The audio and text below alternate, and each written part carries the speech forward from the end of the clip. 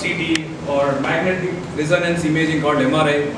Yeah, so then whenever you want to examine or you want to know about the bone, and then you may be asked to undergo a CT examination, and whenever you want to examine like a soft tissue like brain or lungs or any soft tissue for that matter, then you may be asked to undergo MRI, heart, right? So then, okay, let it be, is it a MRI or a CT? Your patient data has been captured. So based on the prescription given by the doctor, intern, the radiologist, right? And then the patient will be scanned, and the images are coming in a two-dimensional cross-sectional images. And further, you have a software.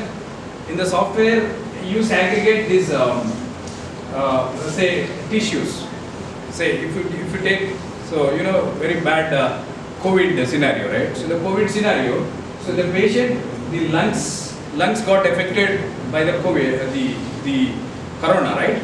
So in that case, so if you take a CT data of the chest part of a patient, so you have the lungs there and surrounded by the ribs, and you have at the center, at the back, you have a spine, right? So, but being a patient, a corona patient, you may be concentrating only on the lungs, but you are not touching the ribs or the spine. But your CT data is given all this information, but your software will take only the region of interest or the tissue of interest. In this case, the region or the organ is the lungs. So by making use of this software, something like some image processing software, so you can take at this point of time as a lungs, right? So anyway, so but some other point of time somebody has some fracture at the ribs, so then you may be interested at that point of time only the lungs, sorry, the ribs, but not the lungs, or some spine injury.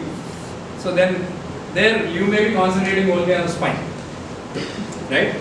So then how do you distinguish this? You have a spine and you have a rib and you have a lungs and you have some other soft tissue or muscles. Then how do you distinguish? So means, then how do you distinguish means density basically. So you have a lower density of these soft tissues and you have a higher density of the bone. Similarly, so if you see these pixels or the images, so you have a grayscaled, you have black and white images, right? So you have a black and a gray, white. So based on that intensity, the software will, so you specify some, say value. Say bone means maybe it may be around 100 or 200 or 300 CT number. So it will give you only the bones. But you go with say 10 or even 5 or even negative values. So then you may have the soft tissues. So in that way you can segregate based on the CT number or the Huntsville number. You have a different names, right? But anyway, you supply the threshold value to the software. So whichever region or whichever tissue or whichever organ you are interested, so then the software will pick only that region, right? Then what next? So then you save it as STL file, this model, and then give it to the machine, and you will get the model and give it to the patient. The doctor in turn, you sit with the doctor and then whatever he or she wants to do it, right?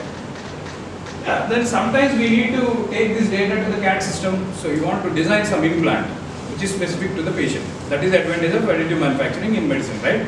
So you are customizing, you are designing a customized implant. Somebody, so my leg length is different, my bone length is different than other, but you can scan and you will get the exact data of the particular patient, right? And then we need to design some implant. He got accident and then he has broken. Then we need to say remove that bone and we need to put an implant. So in that case, sometimes you need to take this data to the CAD software or vice versa. And we need to do the simulation. So the doctor has done some the femoral joint, the pelvic position, the pelvic joint, the ball and socket, and before he manufactures and fit it during the surgery, so in the software itself he can simulate whether it is fitting exactly or not, right? And the rotation of that ball and the socket, all that, so you can simulate. Or you can make a 3D computer model or sometimes FE analysis, like you have designed some bone, but that bone, as per your weight and as per your maximum forces, so it should be tested. So you have a finite element analysis.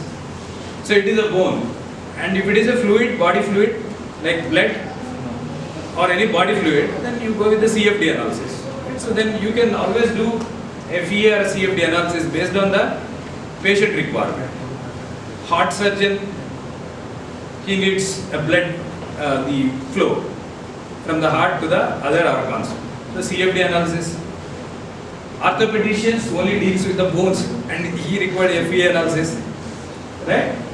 And then one step ahead, we need to have a physical model. Means additive manufacturing. You print it. Some patient is having some tumor here in the skull. So then tumor, you give a different color. So then give this model to the surgeon and let him rehearsal or let him cut this tumor on this patient model. But he should not experiment on us. Then he can do such kind of trial and error on this. Why? Because it is regenerated from the own patient patient data. So then there won't be any mistake, or there won't be any say deviation. No guess game here. So it's exactly you have collected from the patient data, right? And some design validations, sometimes we need to do. Then your journey starts with taking a CT data that just now I told you the DICOM image, right? So in the CT MRI, the patient will lie here, and then I am not going to talk about CT principle. Basically, it is a X-ray only inside. X-ray, right? And you have a detectors, right? And you have a gantry, right? And then it will be taken. Then you have automatic maneuver. Once you set up everything, has to come out because the entire room is with the radiation, right?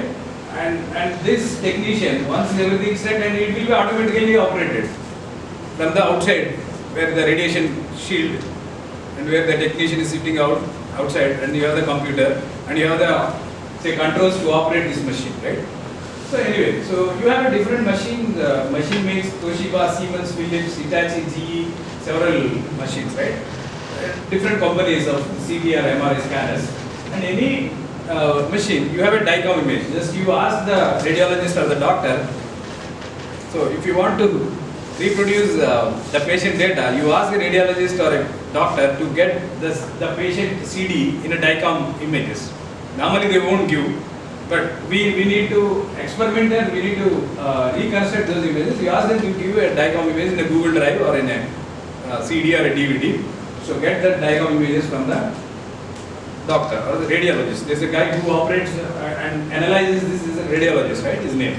So radiologist will give you this data, and then now you enter this data into a software, something like Mimics, which you are using it, and then any software you import this data. Just now I discussed like threshold, means that's a bone density. You have bone density for each and every tissue, and region grows, so we need to take a particular region and we need to grow it, means we need to 3D reconstruct that particular part. And editing, sometimes we need to do some drawing, erase, local threshold, dynamic region growing, morphological operations, Boolean operations, like 3 Boolean operations. So exactly what you do in a CAD, right? You have, what are those 3 Boolean operations? Union, intersection,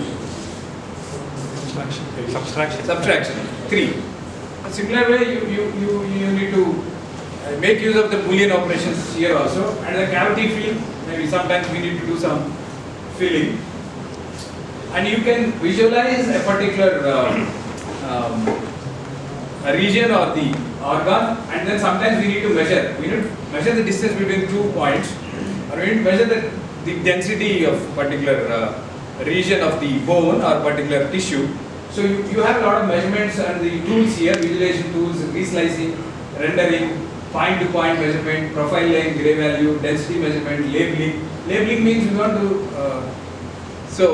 give the patient name or patient ID. Otherwise, you have several patients, you have printed the model, then whose model belongs to which patient, right? So you label the patient number or some ID, right? Labeling, and finally you generate a report, right? So then these kind of things can be done in a software like Mimics or any software, medical image processing software, and STL file we need, right? So in order to print in the machine, we need to get the STL file. Then import an STL file. So STL file you may have again ASCII, binary, and maybe DXF, VRML or point load. You have several options in the software to export this data into STL file. And as we discussed, like we need to take this data to FE or CFD, right? So it may be a pattern, abacus, ANSYS, Fluent, Nastron, remeasure, right? You can do all that. So you can do some material assignment here. So normally in software like ANSYS or engineering softwares, you may not be finding this medical grade or medical material assignment thing. You may have steel or you may have titanium or you may have, but what about bone? And bone again, you have different bones. You have hard bone, you have a soft bone, and you have a, say, soft tissues, different organs. You have a heart, and you have a liver, you have a kidney, right? So for that, so you have different material assignments here in the software. You can do liver assignment or heart or any organ for that matter, right? So then MetCAD, this is for importing into CAD software. So for designing the customized implant. And simulation, so you design some cranial implant here. Somebody has met with an accident and then you design some cranial plate. And before it is getting fabricated, we need to check either any gap in the implant versus skull, or you have designed some the pelvic joint, which is joining a femur with the pelvis, right? So you have designed, and then we need to check whether it is fitting properly or not, what is the movement you are getting or not, right? And then you have several tools to do this simulation, surgical simulation. So virtually, so once it is fine, and then you make a physical, you save it as STL file, give it to the machine, and now you take the physical thing and you check it exactly.